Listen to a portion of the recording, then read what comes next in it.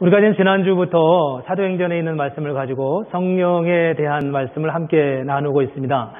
올해의 목표가, 올해 우리가 표로 만들어 놓고 함께 기도하는 제목이 오직 성령으로라고 하는 제목입니다. 그래서 지난주에 사도행전 1장 8절에 있는 말씀을 중심으로 해서 하나님이 우리에게 약속하신 것이 무엇인지에 대해서 함께 생각했습니다.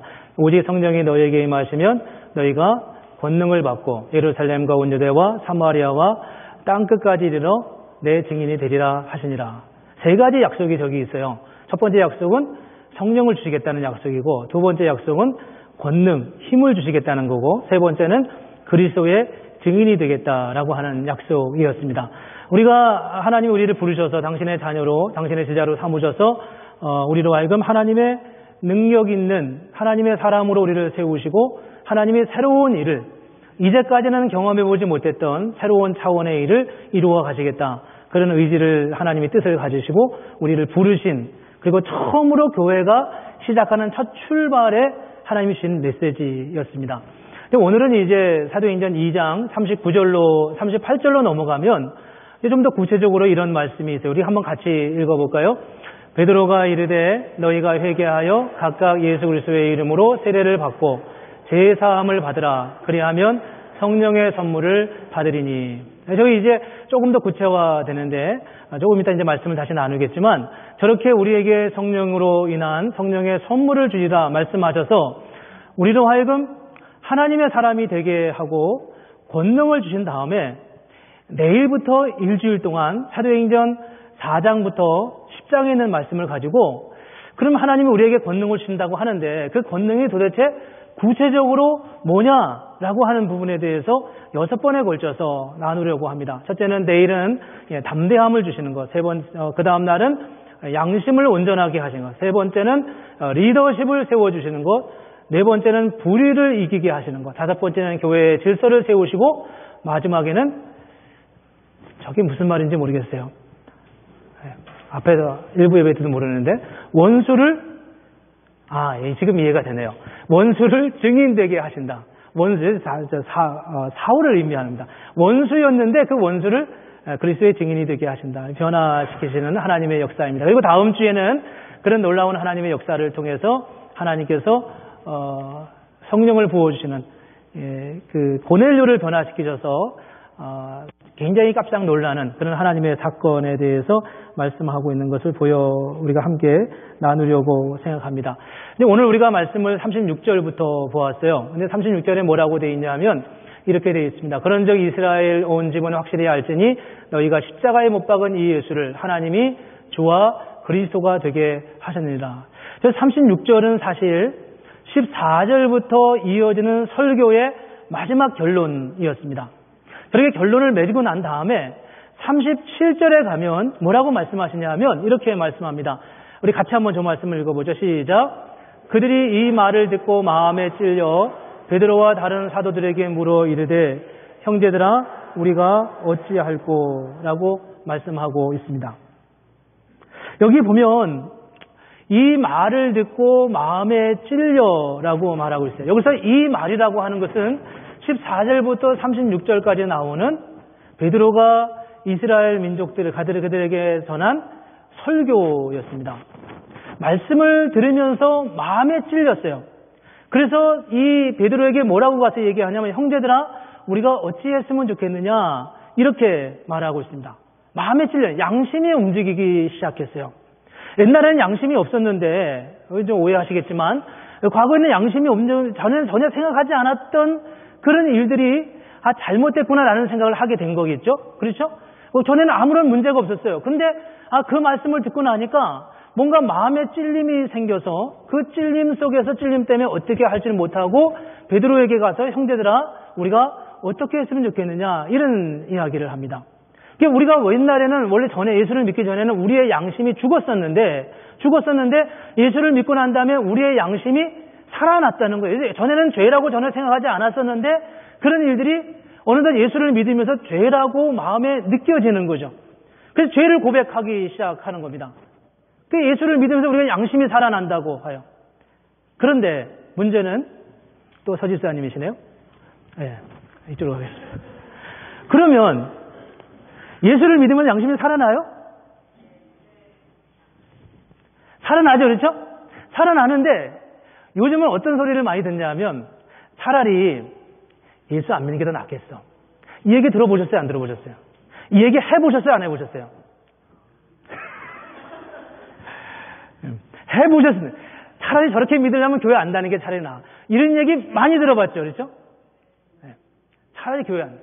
이 성경에 지금 분명히 사람들이 말씀을 듣고 그 말씀을 들은 다음에 그 말씀의 반응으로 뭔가를 깨닫기 시작했어요. 여기서 말씀을 듣는 사람들은 어떤 사람들이냐 하면 세계 각처에서 온 사람들이에요. 다 자기 나라 말을 하고 다 자기 그쪽에서 살던, 물론 유대인들도 그 중에 대부분이었지만 다 우리처럼 미국에서 태어났거나 여기서 살던 사람들이에요. 한국말을 잊어버릴 만큼 그렇게 살던 사람이에요. 그런 사람들이 예루살렘에 왜 왔냐 하면 하나님을 향한 믿음의 고백을 가지고 오순절을 내가 내 평생의 재성을 한 번은 예루살렘에 가서 제사를 지내리라. 내 평생 내 한 번은 내 성지순례 가서 예수님이 어디서 태어났는지 한번 그 자리를 보리라. 이런 열정을 가지고 그리고 예루살렘에 온 사람들이에요. 이게 신앙적 열정이 굉장한 사람들이었다는 거예요. 근데 그런 사람들이 와서 새로운 마음, 뭔가를 깨닫기 시작한 거예요. 마음에 찔림을 받아 형제들아 우리가 어떻게 했으면 좋겠냐 이렇게 말하는 사람들. 진짜. 그런데 오늘 우리는 그런 생각이, 그런 말을 하기에는 참 어려운, 참 어색한 상황이 됐어요. 예수 믿는 사람이 더 양심적인가? 자신할 수 있어요? 자신할 수 있는 사람을 한번 손들어 보지 마십시오. 자신할 수 없다고요. 오늘 시대가 참 많이 바뀌었어요. 이런 아이러니한 상황 속에서 과거에는 교회 다닌다 소리만 하면 그냥 인정을 받았어요. 그렇죠? 교회 다닌다면 그것만으로도 요즘은 교회 다니는데 집사야 그래도 잘 인정하지 않아요. 장로야 그러면 의심스러워해요. 목사라고 하면은 가까이 가기 너무 먼 당신이 돼버릴 때가 참 많이 있어요. 이게 완전히 세상이 바뀌어져 버렸어요. 이거 어떻게 우리가 이것을 이해해야 되는가? 그런 생각을 우리가 고민하지 않을 수가 없어요. 성경은 분명히 이렇게 말했거든요. 그 말씀을 듣고 마음에 찔렸다 이렇게 얘기했어요. 이런 일들이 매주 최소한 한 번씩 반복되면서 평생 10년, 20년 예수를 믿다 보면 우리의 양심이 어떻게 얘기했어요? 굉장히 살아나지 않겠어요? 정말 정직한 사람이 되지 않겠어요? 그런데 세상 사람들은 우리를 보고 그렇게 보지 않는다는 겁니다. 제가 이 말씀을 생각하면서 그런 생각이 들었어요. 여러분, 그 영화 중에 제가 이걸 써놓고도 무슨 영화인지 잘 모르겠네요. 밀양 아시나요? 밀양이라고 하는 영화에 그 중에 한 장면인데, 밀양이라고 하는 영화의 한 장면입니다. 저희 이제 전도연 씨가 한 아이의 엄마였는데 아이가 납치를 당했어요. 납치를 당하고 그 아이가 죽었어요. 죽었는데 나중에 이러저러해서 그 범인을 찾고 그 범인을 감옥이 교도소에 갔어요. 갔는데 그 사이에 저 아이의 엄마는 그때 예수를 믿기 시작했어요. 굉장히 아프고 어려운 중에 주변에 사람 전도를 해서 예수를 믿었어요. 그리고 그가 예수를 믿고 은혜를 참 많이 받았어요. 은혜를 받고 그가 기쁘고 그 마음의 상처와 아픔들이 치유가 됐어요. 치유가 되고 어디까지 이르게 됐냐면 어느 날 이 아이 엄마가 우리 아이를 죽인 그 사람을 내가 용서해야 되겠다 이런 생각을 하게 됐어요. 그래서 감옥 교도소를 찾아가게 된 거예요. 찾아가서 그 사람에게 이렇게 말합니다. 내가 정말 그동안 아팠는데 지나온 시간에 나에게 특별한 일이 있었습니다. 그것은 내가 주님을 알고 하나님을 믿기 시작했습니다. 그래서 주님이 내게 주신 사랑이 너무 놀랍고 그분의 은총이 커서 내가 엄청 아팠지만 그렇지만 내 마음에 이제 평안을 갖게 됐습니다. 그리고 당신을 내가 용서하기로 마음을 먹었습니다. 그리고 들판에서 들에서 꽃을 꺾다가 갔다가 꽃을 가지고 주려고 찾아왔어요. 그러자 그 앞에 있는 이 제수가 얼마나 더 나쁘게 생겼는지 보세요. 저 제수가 뭐라고 얘기하냐면 이렇게 말해요. 제가 잘 옮기지를 못해가지고 저 위에다 올려놓은 것 같아요. 저기 이렇게 말을 합니다. 뭐라고 말하냐면 그러세요 어머니. 사실은 저도 그동안에 이 교도소 안에서 하나님을 만났습니다. 그리고 은혜를 받았어요. 내가 정말 죽을 수밖에 없는 죄인인데 하나님이 나를 사랑한다는 사실을 내가 들었어요. 그래서 정말 내 마음에 위로를 받았어요. 그리고 내가 예수를 믿고 정말 기쁘게 하루하루가 얼마나 기쁜지 모르겠어요. 하루하루가 얼마나 감사한지 모르겠어요. 근데 아기 어머니도 그렇게 예수를 믿고 평안을 얻었다고 하니까 내가 얼마나 감사한지 모르겠어요. 이렇게 얘기했어요. 어떻게 느껴져요? 조금 이상하죠, 그렇죠? 감옥에서 나왔어요. 이 여인이 더 이상 교회를 다니지 않았어요. 않으면서 나중에 목사님과 성도님들이 찾아가지 않았겠어요? 위로하고 격려하느냐고? 근데 이 여인이 그때 뭐라고 얘기했냐면, 그때 뭐라고 이야기를 하냐면, 이렇게 이 사람이 이야기를 하는 것을 볼 수 있습니다. 어디 갔는지 모르겠네요. 종이가 어디로 도망가 버렸어요. 어쨌든 혼자 알아서 해보라고 하나님이 뭐라고 얘기를 하냐 하면, 하나님이 그 사람을 이미 용서하셨대요. 근데 내가 어떻게 용서하겠어요? 그 사람 이미 다 용서받았대요. 근데 내가 뭘 용서하겠어요? 이렇게 말하면서 굉장히 고통스러워하면서 그렇게 아파하는 장면이 거기에 나와 있어요. 거기서 우리는 뭘 느끼게 되냐 하면, 저는 그 부분이 현대교회를 너무 정확하게 찝어준다고 생각해요. 누가 그 글을 썼는지 누가 감독을 했는지 모르지만 그 사람은 교회를 정말 아는 사람이라는 생각이 들었어요. 우리는 죄의식을 너무나 빨리 없애는 데 초점을 맞춰요. 하나님이 당신의 죄를 용서해 주셨어요 라고 말하는데 너무 성급하다는 거예요. 그런데 사실 그게 성급한 게 아니라, 아직은 우리가 하나님 앞에서 이 첫 번째 성령의 역사가 일어나는 이 초대교회의 첫 번째 단계에서 주님이 그들에게 주신 것은 뭐냐 하면, 마음의 찔림을 받았다는 거예요. 이 말씀을 듣고 마음의 찔림을 받아 형제들에게 말하기를, 형제들아 우리가 어찌할꼬, 내가 어떻게 했으면 좋겠느냐, 딜레마에 빠져있는 내 현실의 모습을 자기 고백하고 드러내는 것이 바로 주님을 만나는 사람들의 첫 번째 단계였다는 겁니다. 그래서 오늘 우리가 본문 속에서 하나님께서 사도행전을 통해서 보여주는, 우리가 하나님의 사람으로, 성령의 사람으로 이끌어 가시는 과정을 통해서 주님이 첫 번째로 우리에게 주는 모습이 뭐였냐 하면, 바로 우리로 하여금 우리의 죄를 깨닫게 해 주시는 거예요. 현대 교회는 잘못된 초점을 둠으로 인하여서 마치 제 용서가 제일 급한 것인 양 그렇게 해 가고 있습니다. 마태복음 13장에 보면은 씨 뿌리는 비유의 말씀이 나와 있어요. 그 씨 뿌리는 비유의 말씀에 나오면 거기에 뭐라고 되어 있냐 하면, 옥토밭에 씨앗이 떨어지면 그 씨앗이 커서 거기서 씨가 자라서 씨가 커서 30배, 60배, 100배의 열매를 맺는다, 그런 말씀이 나와 있어요. 여기서 씨는 뭐를 의미하냐면 하나님의 말씀이에요. 말씀이 땅에 떨어지기 전에는 이 땅이 죽었어요. 아무런 생명체도 없었어요. 근데 그 말씀이 떨어지자 그 안에 생명이라고 하는 무엇인가가 싹트기 시작하는 거예요. 그렇죠? 그 생명이 가지고 있는 특징이 뭐예요? 생명이 있을 때와 생명이 없을 때의 특징은 자극을 주면 반응하는 게 생명의 첫 번째 특징이에요. 근데 우리가 마치 그렇게 하나님 말씀이 우리 안에 떨어졌을 때 이 말씀을 듣고 마음에 찔려 자극을 받은 거예요. 형제들아 우리가 어찌할꼬, 말씀이 이 땅에, 메마른 땅, 아무런 생명이 없는 그 땅에 떨어지자 거기서 생명이라고 하는 또 무엇인가가 태어나서 자라면서 자극을 받기 시작하고 그 자극에 반응하게 되는데, 그 반응이 뭐냐 하면, 제일 첫 번째 반응이 뭐냐 하면 바로 죄를 깨닫게 되는 겁니다. 그게 바로 구원의 첫 번째 단계라는 거예요. 여러분은 아마 알지는 못하겠지만, 여기 이제 이 살로시빌에 사는 젊은 친구가 한 사람이 있어요. 한국 사람은 물론 아닙니다. 한국 사람 아니고 젊은 친구인데 유비를 나왔고, 이 친구가 저는 간접적으로 조금만 아는 친구예요. 제 친구는 물론 아니고 젊은 여러분 비슷한 또래입니다. 근데 이 친구가 예수를 안 믿었어요. 원래 안 믿고, 그리고 굉장히 세속적인 사고방식에 빠져 있는 학생이었어요. 유비애가 대체로 그렇다고도 들었긴 했지만요.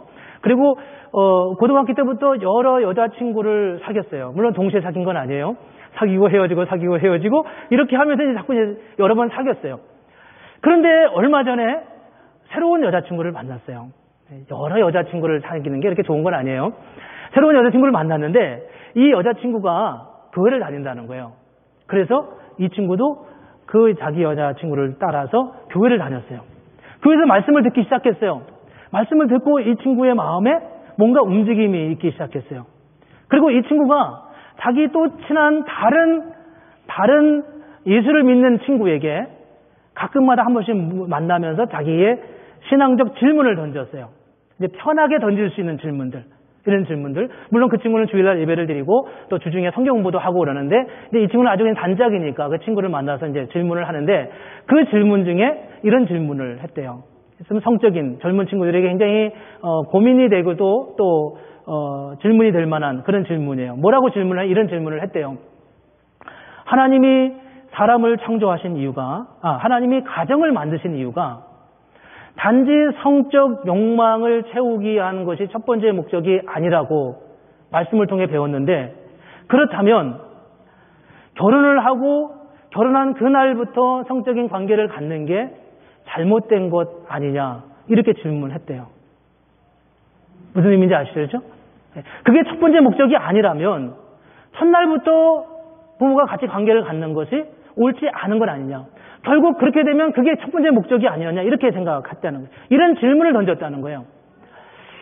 저는 그 질문을 보면서 굉장히 놀랐어요. 그게 옳은 건 아니에요, 물론. 옳은 건 아니지만, 옳은 생각은 아니에요. 근데 이 세속적 생각에 빠져있던 이 친구가, 그리고 여러 여자친구들을 사귀고 뭐 아무런 생각 없이 살던 그 친구가 불과 교회를 다니기 시작한 지 2달밖에 되지 않아서 이런 질문을 다른 친구에게 던졌다는 거예요. 그 안에 어떤 변화가 있었을까요? 그 안에. 이게 교육으로 되는 거예요? 이게 훈련으로 되는 거냐고요. 그렇죠? 이거는 교육으로 되는 게 아니고 훈련으로 되는 것도 아니고 연습으로 되는 것도 아니고, 누가 아무리 설득해도 이 시대의 문화를 누구도 거스를 수 없어요. 더군다나 21세기 오늘 이 시대에는 누가 그것을 교육으로 말하시겠어요? 근데 이 친구가 불과 교회를 다닌 지 2달밖에 안 돼서 이런 삶의 변화가 생겼어요. 내가 어떻게 사는 게 하나님 뜻에 옳은 거냐? 이런 질문을 던지기 시작했다는 거예요. 누가 그 일을 할 수 있었겠습니까? 그게 바로 하나님이, 성령이 우리 안에 들어오셔서 주신 하나님의 역사라는 거예요. 우리는 모두가 다 예수를 믿으면서 이런 고백을, 이런 경험을 한두 번 했었는지 몰라요. 나는 예전에 교회 다니기 전에 예수 믿는 사람을 정말 우습게 생각해요. 도대체 무슨 보이지 않는 하나님을 믿어. 그런데 어느 날 갑자기 예수를 믿었잖아요. 그렇죠? 왜 예수를 믿어요? 설명 못해요, 잘. 내가 왜 예수를 믿느냐 설명 잘 안 돼요. 근데 생각이 바뀌었어요. 무엇이 나를 이렇게 바꾸는지 잘 설명할 수 없어요. 그런데 문제는 내 안에 뭔가 나를 바꾸는 무엇인가가 있었다는 거예요. 내가 이해할 수 없는, 우리가 태어날 때 어떻게 태어났는지 이해하지 못하듯이, 기억하지 못하듯이, 우리가 어떻게 성령으로 인하여 새롭게 변화되는지 알지 못하지만 말씀이라고 하는 씨앗을 통해서 우리의 죄책을 깨닫게 되고, 그 죄는 우리의 인생관을 송두리째 뒤바꿔 놓은 그런 사실이 바로 성령이, 하나님이 우리를 부르실 때의 첫 번째 사건이라는 겁니다. 이것이 바로 제 의식을 보여주면서 형제들아 우리가 어찌할꼬라고 말하는 이들의 질문 속에 담겨져 있는 첫 번째 대답이었습니다. 이렇게 말하자 이런 질문을 가지고 이 사람들이 이제 베드로와 사도들에게 형제들아 우리가 어찌하면 좋겠냐라고 질문하니까 38절에 이렇게 말하고 있습니다. 베드로가 이르되 너희가 회개하여라고 말합니다. 회개하라. 자기 의지로 죄를 깨달았어요. 죄를 깨닫는 건 내 의지로 하는 게 아니야. 그건 성령께서 주시는 은혜였지만 그로 인하여서 너희가 회개하여, 회개는 내가 내 의지로, 죄를 깨닫는 내가 내 의지로 하는 것입니다. 전혀 다른 관점에서, 전혀 다른 상황에서 나를 돌아보는 거예요. 그동안은 내가 내 입장에서 봤지만 이제는 하나님의 입장에서, 하나님 말씀하신 그 입장에서 나를 돌아보니까 내 모습이 이건 도무지 내가 용납할 수 없는 상황입니다. 다윗이 시편 32편 4절에서 이런 고백을 합니다. 빨리 넘겨주셨으면 좋겠는데. 네. 주의 손이 주야로 나를 누르시오니 내 진액이 빠져서 여름 가뭄에 마름같이 되었나이다. 저렇게 말해요. 저게 지금 다윗이 어떤 상황이냐면 밧세바를 범한 다음에 하는 고백이었어요. 주의 손이 주야로 나를 누르시오니 내 진액이 빠져서 여름 가뭄에 마름같이 되었습니다. 죄로 인하여서 정말 힘들고 어려워하는 그런 다윗의 고백이 저기에 담겨져 있어요. 죄를 깨닫는 순간 우리 마음에 고통과 아픔이 있는 거예요. 그런 아픔을 경험해 보셨냐고요. 우리 마음에 죄로 인하여 아파하는 그런 모습. 우리는 너무도 쉽게 죄의식을 안 가지려고 해요. 그게 마치 복음인 양에, 물론 우리는 궁극적으로 죄의식에서 자유해져야 됩니다. 그러나 많은 사람들은 믿음 안에서 하나님 앞에 회개하는 과정을 거쳤어요. 그래서 죄를 회개하고 죄로 인하여 아파하는 과정들을 거쳤던 것을 볼 수 있습니다. 죄가 우리 안에 들어오고 죄를 깨닫기 시작하면 마치 나병 환자가 병에 있을 때는 우리가 무감각해서 아픈 걸 모르다가 병이 우리 몸에 치유되는 과정 속에서 아픔을, 통증을 느끼듯이 우리가 죄로 인하여 죽었던 우리가 살아나면서 죄를 알게 되고 우리의 영적인 감각이 살아나면서 우리는 통증을 느끼는 그런 과정을 거치게 됩니다. 죄 용서의 은총을 몰라서 죄책감이 없는 것은 문제예요. 그러나 너무도 쉽고 빠르게 그 죄책감으로부터 벗어나려고 하는 그것도 잘못이라는 겁니다. 여러분, 제가 이제 설교를 매주 이렇게 하잖아요. 뭐 주일만 한 게 수요일도 하고 새벽에도 하고 이렇게 하는데, 설교를 하면 대중 앞에 서면 모두가 다 그렇지만 긴장하고 굉장히 그렇죠. 근데 이게 이제 설교 준비를 하다가 잘 안 되고 잘 전달이 안 된 것 같고 뭐 사람들 다 거의 조는 수준이고 얼굴도 잘 안 맞춰주고 이러면 제가 굉장히 상처를 받아요. 그렇죠? 밑에 보시고 있으면 제가 굉장히 상처를 받아요. 그러면 이제 그날 저녁에 집에 가서 제가 고민을 하는 거예요. 도대체 뭐야? 내가 설교를 어떻게 했기 때문에 이러는 거야? 여러분이 저한테 상처를 얼마나 많이 줬는지 모르시죠? 굉장히 상처를 받는다고요. 그러면 이제 제가 가서 옛날에는 이게 3일도 가고 이틀도 가고 그게 처음에 담임 목회를 하다 보니까 주일날 설교를 흔히 죽을 썼다 그러잖아요. 죽은 아니고 흔히 잘못했다고 생각하면 밤에, 근데 금방 또 수요일 되는 거예요. 그러면 또 수요일 되면 또 어떻게 되면 또 그러면 또 주일 되고 이러기를 이제 평생 이렇게 가는 거예요. 이게 얼마나 고통스러운지 모르시죠, 그렇죠? 한번 앞에서 한 번씩 써보셔야 되는데. 그런데 제가 이제 이래서 기도를 했어요. 하나님, 나한테 좀 말씀의 은사를 달라고. 나 좀 말도 잘 못하고 좀 남들은 잘하는 것 같은데 근데 좀 설교를 잘했으면 좋겠습니다. 앞에 서면 그냥 따발정처럼 이제 말이 좀 이렇게 좀 권위 있게 나왔으면 좋겠습니다. 이렇게 기도를 했어요. 하고 많이 했어요. 많이 했는데 어느 순간 하나님이 저한테 그렇게 말씀하시는 것 같아요. 야, 됐어. 그만하면 됐어. 그리고 그 기도가 하나님을 위한 기도가 아니었어요. 저에 대한 연민이었어요. 내가 불쌍한 거야. 내가 나를 볼 때. 초라한 거야. 다른 사람들은 은혜를 좀 적게 받아도 그냥 오늘은 그냥 그런가 봐. 다음 주에 또 오지 이렇게 생각하지만 당사자는 굉장히 아픈 거예요. 근데 이게 무엇 때문에 아파하는 거냔 말이에요. 그냥 나를 위해서 아파하는 거예요. 저는 그렇게 기도했어요. 하나님의 일을 위해서라면 내가 정말 좀 설교를 잘했으면 좋겠습니다. 이렇게 기도하는데 막상 깨닫게 된 것은 뭐냐면 그거는 너를 위한 기도야. 그거는 교회를 위한 게 아니야. 하나님의 일을 위한 게 아니야. 하나님은 그래도 너를 통해 일하셔. 이렇게 말씀하시는 거예요. 자기 연민이었어요. 이 죄책으로부터 빨리 벗어나야 돼요. 모든 사람은 다 그런 게 있어요. 이 죄책으로부터 빨리 하나님은 다 이미 용서하셨어요. 제가 잘못해도. 그래서 요즘은 설교 잘못한 것 같아도 그냥 내려가면서 잊어버려요. 그것도 좀 문제죠. 그럴 필요가 없는 거야. 네. 그럼 어떻게 하겠어요? 그 잘못한 거를. 그런데 느헤미야 1장에 보면 마이크 조금만 올려주시겠어요? 제가 자꾸 목소리를 높여지네. 느헤미야 1장에 보면은 느헤미야가 이런 말씀이 있어요. 하나냐라고 하는 자기 동생을 예루살렘에 보냈어요. 그걸 갔다 왔는데 그가 이제 이렇게 말해요. 갔다 와보니까 예루살렘 성벽이 다 황폐야, 다 무너졌다는 거예요. 근데 그 소식을 듣고서 느헤미야가 굉장히 고통스러워했어요. 그러면서 나와 내 아비 집이 범죄하였습니다. 이러면서 수일이 3일인지 일주일인지 열흘인지 모르지만 수일을 아파하면서 슬퍼했어요. 거기 그 죄책으로부터 빨리 벗어나는 게 그리 중요한 게 아니라는 거예요. 느헤미야의 경우는. 굉장히 오랜 시간 동안 아파하면서 하나님 앞에 하나님 어떻게 했으면 좋겠습니까? 우리 성벽이 다 좀 무너졌다고 합니다. 거기 사는 사람들 다 힘들고 어렵게 산다고 합니다. 하나님, 우리 민족이 하나님의 민족인데 이렇게 살면 어떻게 하겠습니까? 이러면서 아파하는 거예요. 어디서부터 자유해야 되는지, 무엇을 붙들고 우리가 고통스러워하며 하나님 앞에 기도해야 되는지를 우리에게 보여주는 그런 모습입니다. 우리는 이 과정을 빨리 지나야 돼요. 제가 대학교 처음에 오면 항상 그렇게 말해요.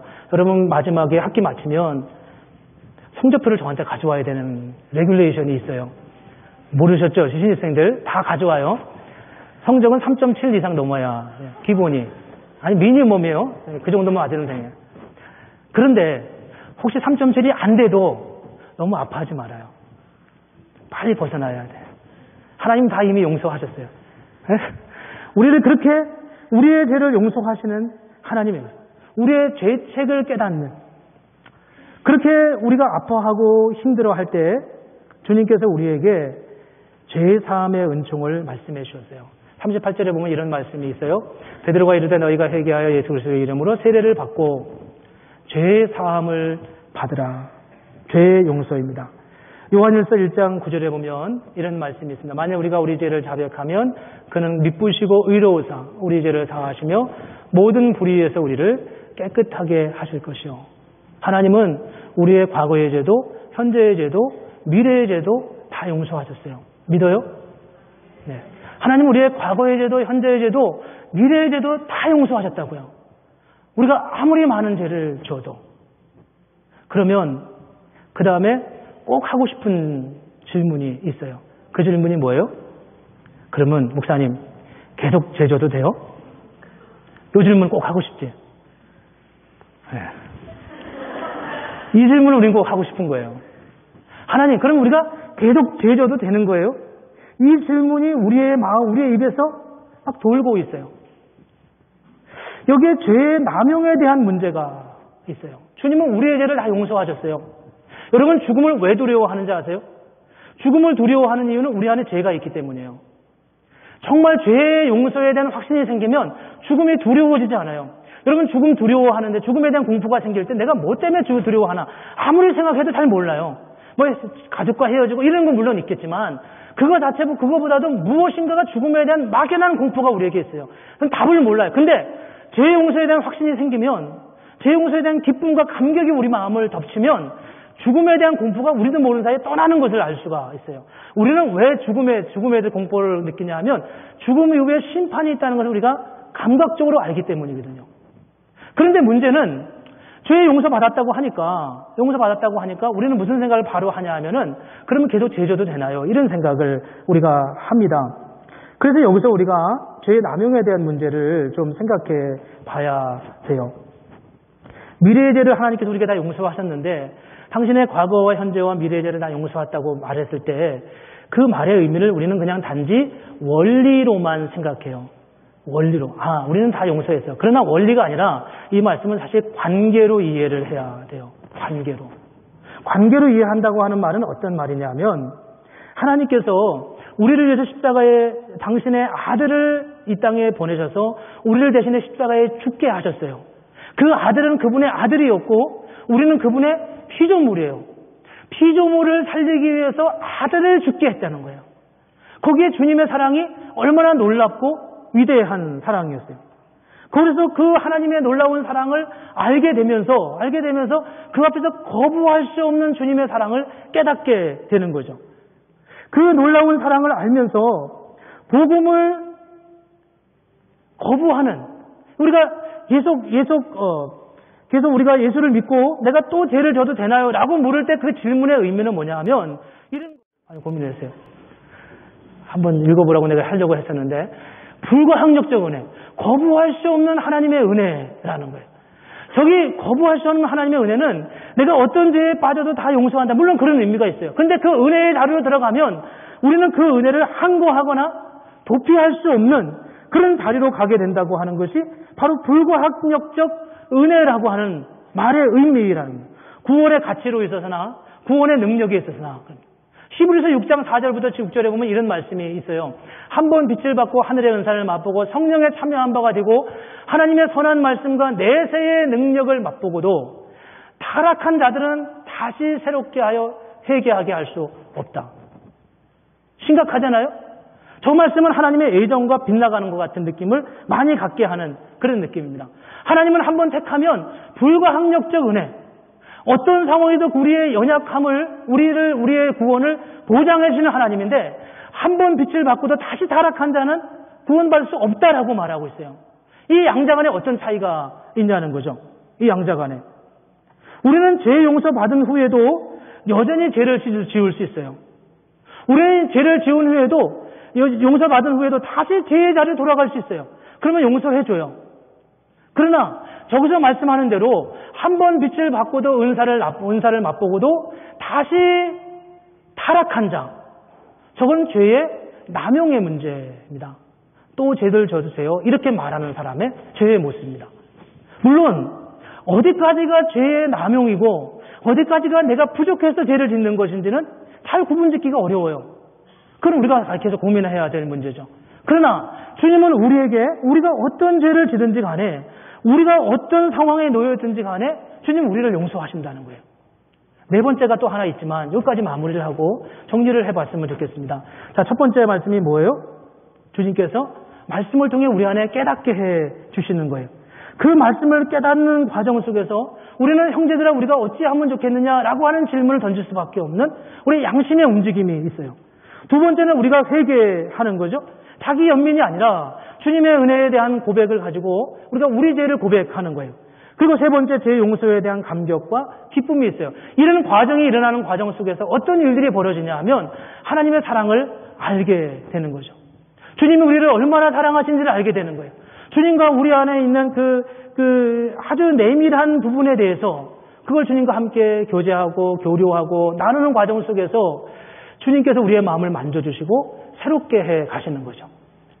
그리고 맨 마지막에 뭐라고 38절 마지막에 말씀하고 있냐면 그리하면 성령의 선물을 받으리라 라고 말해요. 그리하면 하나님이 우리 가운데 일하시는 하나님이 우리의 죄책을 우리로 하여금 말씀을 통하여 죄를 깨닫게 하시고 우리 내면을 보게 하시고 우리가 스스로 주님 앞에 돌아가게 하시고 회개하게 하시고 그리고 죄사함의 은총을 받고 기뻐하며 우리의 삶을 하나님의 은혜를 남용하지 않고 그분의 은혜 안에서 함께 어우러져 가고 그렇게 갈 때 성령께서 우리를 통해서 당신의 역사를 일으켜 가시고 하나님의 은혜, 하나님의 역사를 행하신다고 말씀하고 있습니다. 단지 원리가 아니라 주님의 그 은혜의 자리 안에 우리가 함께 걸어가는 과정 속에서 하나님은 이제 4장 이후부터 말씀하시는 성령이 행하시는 놀라운 하나님의 역사를 행하신다고 우리에게 말씀하고 있어요. 우리 살로스빌 한인교회가 믿음 안에서 이번 한 주간 함께 기도하면서 이미도 주신 은혜가 있지만 앞으로도 우리에게 주시는 그 은혜를 우리가 기다리고 소망하면서 그리고 정말 성령께서 함께 하시는 그런 은혜를 우리가 누리며 살아가는 그래서 새로운 일을 우리 가운데 행하시는 그리고 그런 새로운 역사를 이번 한 학기 또 우리의 장래를 통해 누리는 그런 하나님의 은혜가 있기를 주님의 이름으로 축복합니다. 기도하겠습니다. 거룩하신 하나님, 하나님의 은혜를 감사합니다. 오늘 우리가 성령의 내주하심을 통하여 우리 마음 가운데 행하시고 이루어 가시는 주님의 놀라운 역사와 그 은혜를 믿고 우리가 이 소망을 가지고 한 주간을 살아가기를 원합니다. 아버지 하나님, 우리에게 들어와 주시옵소서. 성령의 내주하심을 우리에게 허락하여 주시옵소서. 그래서 주님이 주시는 정말 놀라운 하나님의 은혜를 누려가는 그 능력을 우리의 삶 속에 경험하며 살아가는 그런 복된 성도들 되게 하여 주시옵소서. 예수님의 이름으로 기도합니다. 아멘. 다 같이 일어나셔서 찬송